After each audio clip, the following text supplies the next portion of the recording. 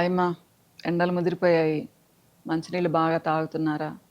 Fruits బాగా తింటున్నారా అమ్మా? కొంచెం సాల్ట్ కూడా మీకు చెమటలు ఎక్కువగా ఉంటే కొంచెం సాల్ట్ కూడా ఎక్కువ తినొచ్చు. ఇబ్బంది లేదు. జాగ్రత్తగా ఉండండి. ఉదయం 10 నుంచి సాయంత్రం 4:30, 5 లోపల తిరగడం తగ్గించండి మా. పనులుంటే ఈ లోపల చూసుకోండి. 5 పైనైనా సాయంత్రం 5 పైన తిరగండి, లేదా ఉదయం 9, 10 లోపల చూసుకోండి మా.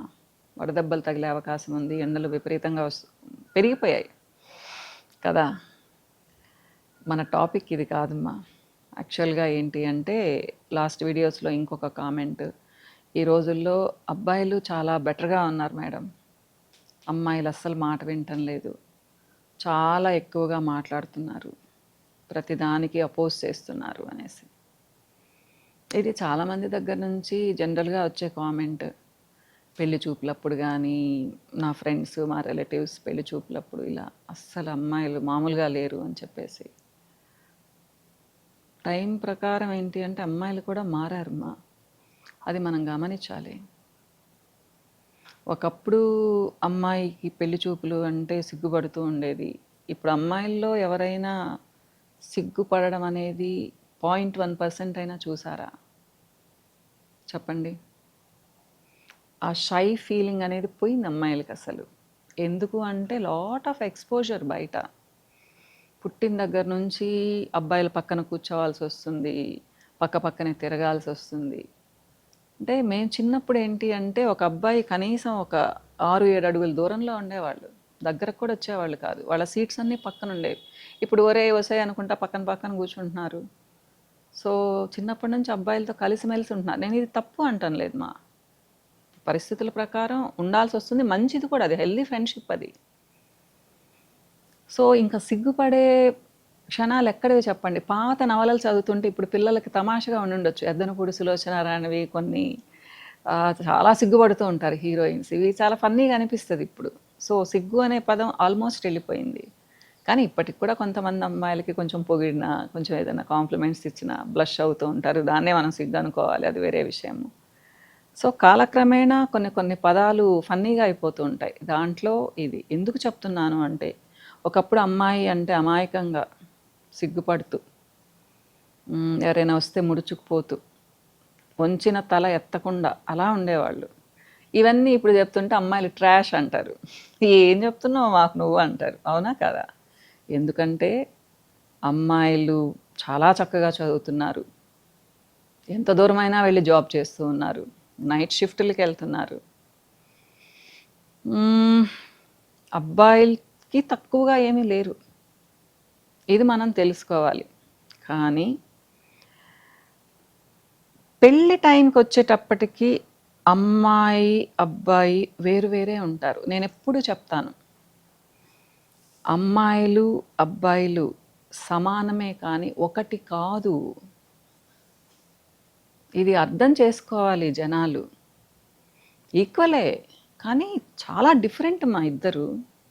అమ్మాయిల జీన్స్ వేరు, అబ్బాయిల జీన్స్ వేరు.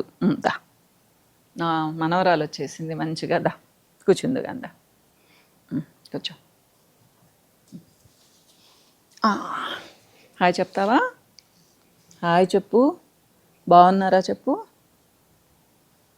ఆర్ యు ఓకే అని చెప్పు. చెప్పవా? సరే సరే వెళ్ళు, ఇంకంతేనా? సరే. సో అదో ఇప్పుడు ఈ పిల్లలు సిగ్గుపడుతుంటారు కొంచెం. సో ఎక్కడున్నామ్మా మనం? సమానమే కానీ ఒకటి కాదు. అమ్మాయిలకి జనరల్గానే ఎప్పుడు కూడా అమ్మా కొంచెం జాలి ప్రేమ ఎక్కువ, కొంచెం సాఫ్ట్గా ఉంటారు, వాయిస్లో కూడా అది ఉంటుంది. సో జెనెటిక్గానే అలా పుడతారు అమ్మాయిలు. అబ్బాయిలు కొంచెం కమాండింగ్గా ఉంటారు. కాకపోతే కొంతమందిలో క్వాలిటీస్ మారచ్చు. కొంతమంది అబ్బాయిలు సాఫ్ట్గా ఉండొచ్చు, కొంతమంది అమ్మాయిలు చాలా స్ట్రాంగ్గా ఉండొచ్చు, ఇది వేరే విషయం. కానీ బేసిక్ నేచర్ అయితే ఎక్కడికి పోదుమా. హార్మోన్స్ కానివ్వండి, ఏదైనా అమ్మాయిల హార్మోన్స్ వేరు, అబ్బాయిల హార్మోన్స్ వేరు, తెలుసు కదా. కానీ మనము మధ్యలో పెంపకంలో తేడా వస్తుంది. ఎక్కడంటే మీరు గమనించండి, చిన్నప్పుడు మనం అమ్మాయిలను ఏం ఆటలు ఆడుకునే వాళ్ళము? అమ్మాయిలతో కలిసి కూర్చొని ఏదో అచ్చంగా ఇలాంటి, అబ్బాయిలు కూడా ఆడేవాళ్ళు, లేదా వంటలు వండుకోవడము, ఇవి చాలా ఎక్కువగా ఆడుకునేవాళ్ళు. అబ్బాయిలు ఎంతసేపటికి వాళ్ళేదో ఆడుకునేవాళ్ళు, యుద్ధాలు చేసుకోవడాలు, బాణాలు పట్టుకొని తీసుకోవడాలు. సో వాళ్ళ ఆటలు వేరేగా ఉండేవి. ఇలా పెంచేవాళ్ళం కాబట్టి పెద్ద అయిన తర్వాత ఆ డిస్క్రిమినేషన్ అలానే ఉండేది. మనం ఎలా వచ్చాము, అమ్మాయి అంటే ఇల్లు చూసుకోవాలి, వంట చేయాలి, ఇంట్లో వాళ్ళని బాగా చూసుకోవాలి, అత్తగారిని మామగారిని బాగా చూసుకోవాలి, హస్బెండ్కి వండి పెట్టాలి, సర్వీస్ చేయాలి, మన ఇల్లు అని ఫీల్ అవ్వాలి, నా ఇల్లు కాబట్టి నేను చేసుకుంటాను, అంతే. కమిట్ అయిపోయాము. మన పిల్లలకు మనం అది చెప్తున్నామా అంటే మళ్ళీ మీరు అడగొచ్చు, అంటే అమ్మాయి అంటే వంట చేయాలా అని. మరి ఎవరమ్మా చేస్తారు? అబ్బాయిలు కూడా చేయాలి. నేను మా అబ్బాయి కూడా చెప్తాను, మీరు ఏమన్నా చెప్పండి, అమ్మాయిలు చేసినంత బాగా అబ్బాయిలు చేయలేరు ఇంటి పనులు. హెల్ప్ చేస్తారు కానీ చెత్తగానే ఉంటుంది అది. ప్లీజ్ అబ్బాయిలు ఏమనుకోకండి ఇలా చెప్తున్నానని. కొంతమంది అబ్బాయిలు ఉంటారు చాలా ముచ్చటగా పెట్టుకునేవాళ్ళు, వాళ్ళ గురించి కాదు. జనరల్గా అమ్మాయితో కంపేర్ చేస్తే అబ్బాయిలకు ఆ టాలెంట్ లేదు. అలానే ఇక్కడ ఒక విషయం చెప్తాను, డ్రైవింగ్. అమ్మాయిలు చాలామంది డ్రైవింగ్ చాలా చెత్తగా చేస్తారు మా, అబ్బాయిలు చాలా బాగా చేస్తారు. 15 ఏళ్ళ అబ్బాయి చాలా బాగా చేస్తారు. కానీ అమ్మాయికి 25 ఏళ్ళు వచ్చినా కానీ వాళ్ళంత ధైర్యంగా చేయలేరని నాకు అనిపిస్తుంది. నాకు అనిపించేది కాదు, నిజం కూడా. నాకు మా బాబు కొన్ని వీడియోస్ చూపిస్తూ ఉంటాడు, అమ్మాయిలు డ్రైవింగ్ చేస్తా పడతా వేరే వాళ్ళ మీద పడేది అదంతా. నేను నిజమే అని చెప్తాను. నా కూతురికి ఫస్ట్లో కొంచెం కోపం వచ్చేది ఇది ఇట్లా మాట్లాడుతుంటే. నేను నువ్వు గమనించు అని చెప్పాను. గమనించు నాన్న, ఒప్పుకోవాలి మనము, కొన్ని కొన్ని విషయాలు ఒప్పుకోవాలి. అబ్బాయిలతో ఈక్వల్గా అంటే చేయలేరు. కొద్దిమంది ఒక 10% మాత్రమే చేయగలరు మా. ఎంత అవసరం ఉన్నా కానీ, మీరు అమెరికాలో ఉన్నా, ఆస్ట్రేలియాలో ఉన్నా, చంద్రమండలంలో ఉన్నా కానీ కొన్ని కొన్ని క్వాలిటీస్ అబ్బాయిలకి స్పెషల్ ఉంటాయి, అమ్మాయిలు కొన్ని క్వాలిటీస్ స్పెషల్గా ఉంటాయి. ఎన్నో వేల సంవత్సరాల నుంచి మనం ఇళ్లల్లో ఉండి మగవాళ్ళు తెస్తే వాళ్ళకు వండిచ్చి బిడ్డల్ని సంరక్షించుకుంటూ మనం చూసుకున్నాం. అలాంటిది ఒక 20 ఇయర్స్లో మేము మారిపోతాము, మేమేదో దూసుకుపోతాము అంటే అది జరిగే పని కాదు. జరుగుతుంది కానీ క్లాషెస్ వస్తున్నాయి. పెళ్ళి అనేటప్పటికి ఎవరి పాటికి వాళ్ళు ఇండిపెండెంట్గా ఉంటే ఈ క్లాష్ ఏమి ఉండదు. ఏముంది, అమ్మాయి పాటికి అమ్మాయి ఉంటుంది, వండుకుంటే వండుకుంటుంది, లేకపోతే బయట నుంచి తెప్పించుకుంటుంది. అబ్బాయి పాటికి అబ్బాయి ఉంటాడు, బయట నుంచి తెప్పించుకొని ఎంజాయ్ చేస్తాడు. ఇల్లు అనేటప్పటికీ బయట ఫుడ్ బోర్ కొడుతుంది మా. నేను ఎప్పుడు చెప్తాను, మనకు సంతోషాన్ని ఇచ్చే విషయాలలో ఆహారం కూడా ఒకటి. మీరు మంచి ఫుడ్ తిన్నారనుకోండి, ఆ రోజు మీ ఎమోషన్స్, మీ నిద్ర బ్రహ్మాండంగా ఉంటుంది. అంటే మన మనసుకు సంతోషాన్ని ఇస్తుంది ఫుడ్, ఊరికే స్టమక్ ఫిల్లింగ్ కాదది. ఇంకా ఫ్యామిలీ మెంబర్స్ అందరం కూర్చొని తిన్నామనుకోండి, హెల్దీ ఫుడ్ తిన్నామనుకోండి, చాలా బాగుంటుంది. ఇక్కడ హెల్దీ ఫుడ్ అని ఎందుకు అంటున్నాను, టేస్టీ ఫుడ్ దొరుకుద్ది మీకు, బయట ఎక్కడి నుంచైనా దొరుకుద్ది టేస్టీ ఫుడ్. హెల్దీ ఫుడ్ అనేది ఇంట్లోనే చేస్తారు, ఇంటి ఇల్లాలు మాత్రమే చేయగలదు. నిజమ్మా. ఎందుకంటే ఎంత నూనె వేయాలి, ఎంత ఉప్పు వేయాలి, ఎంత కారం వేయాలి అనేది ఆవిడకి మాత్రమే తెలుసు. నా హస్బెండ్కి ఇలా ఉండాలి, మా అత్తగారికి ఇలా ఉండాలి, మా మామగారికి ఇలా ఉండాలి, నా బిడ్డలకి ఇలా ఉండాలని ఆవిడకే తెలుసు. మీరు అనొచ్చు, నేను జాబ్ చేస్తున్నాను మేడం, చాలా పెద్ద ఆఫీసర్ని, నాకు ఇవన్నీ ఉండదు అంటే అట్లీస్ట్ మీకు వంట మనిషి ఉంటుంది, ఆ మనిషికైనా చెప్తారు కదా, ఇన్స్ట్రక్షన్స్ చెప్తారు కదా. ఇది మా. అలానే బిడ్డల గురించి అమ్మాయి మాత్రమే బ్రహ్మాండంగా చూసుకోగలరు. అబ్బాయిలు చూసుకుంటారా? చూసుకునే వాళ్ళు ఉన్నారు, 1% 2% ఉంటారు ఈ విషయాలలో.